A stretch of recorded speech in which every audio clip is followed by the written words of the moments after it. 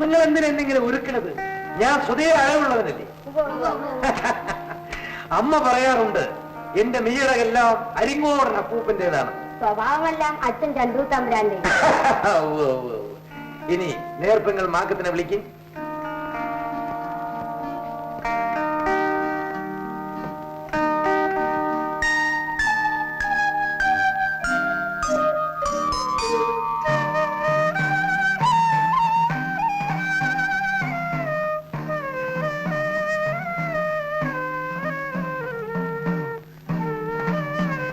നേരാങ്ങളെ. എന്താ മാക്കം? എന്റെ നേരാങ്ങള കുന്നത്ത് കൊന്ന പൂത്തതുപോലെ ഇരിക്കുന്നു. രാജപുത്രി കുഞ്ഞിക്കണ്ണി കണ്ടാൽ ആനപ്പുറത്തേറി ജയിക്കാതെ തന്നെ എന്റെ ആങ്ങളേര് കൂടെ എങ്ങ് പോരും. നീ എന്തിനു സംശയിക്കുന്നു? നിന്റെ നാത്തൂനെ കൂട്ടിക്കൊണ്ടുവരാൻ നീയും കൂടെ വരീൻ.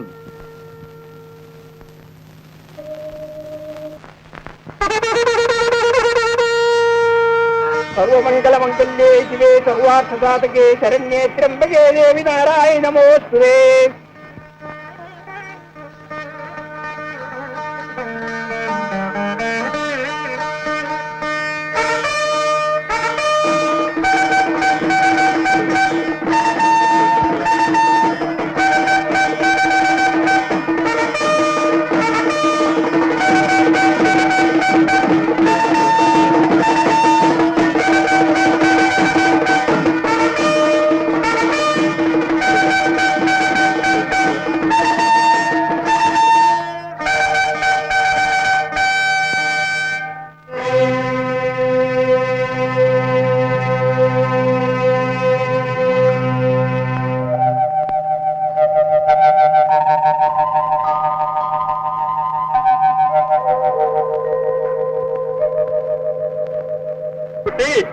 ആനപ്പോര് തുടങ്ങിയോ?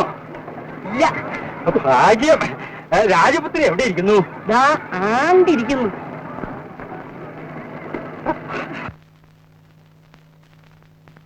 Hi hi, അസലായിരിക്കണോ?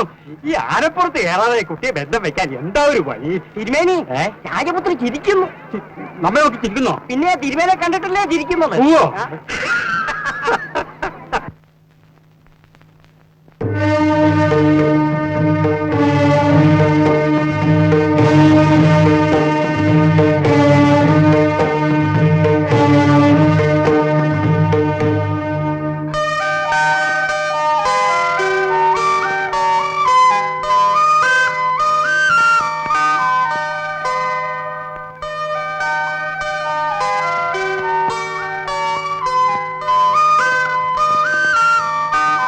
ആരാടാ കിടാങ്ങള്?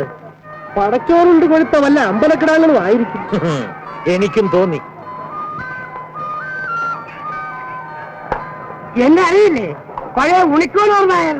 ഓ, നമ്മുടെ ഉണിക്കോനോർ നായർ. വാഴുന്നോർ. കണപരുണി വാഴുന്നോർ.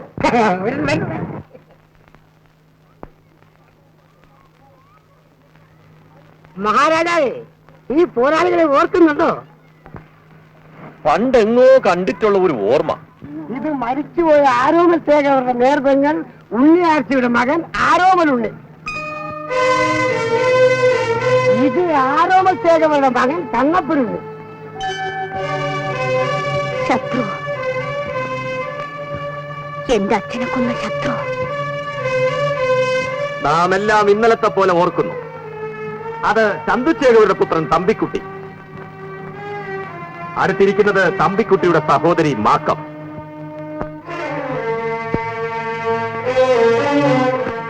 മഹാരാജാവേ, ആനപ്പോരിന് സമയമായി.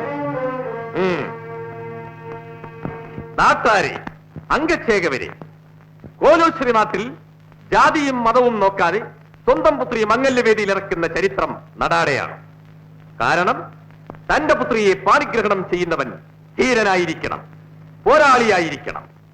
മത്സരത്തിനുള്ള ആനയെ അമ്പലനടയിലേക്ക് കൊണ്ടുവരൂ.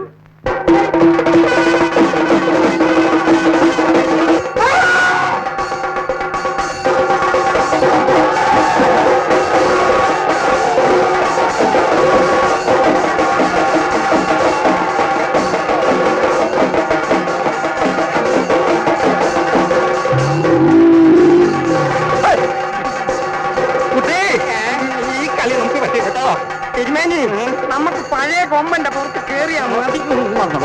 കുഴപ്പം നോക്കൂ നമ്മുടെ കൊലക്കൊമ്പനാരെ, ഇവനെ നയിക്കുന്നത് 7 പാപ്പാന്മാരാണെന്ന് ഓർമ്മ വേണം. ഇവന്റെ പുറത്ത് തനിച്ചേറണം. ഈ തൃപ്പങ്കോട്ടപ്പന്റെ കോവിലിന് 3 പ്രദക്ഷിണം വയ്ക്കണം. ജയിക്കുന്നവൻ ആരായിരുന്നാലും ശരി, എന്റെ പ്രിയപുത്രി കുഞ്ഞിക്കന്നിയെയും ഈ പൊന്നമ്പല ദേശവും നാം ദാനം ചെയ്യുന്നതാണ്.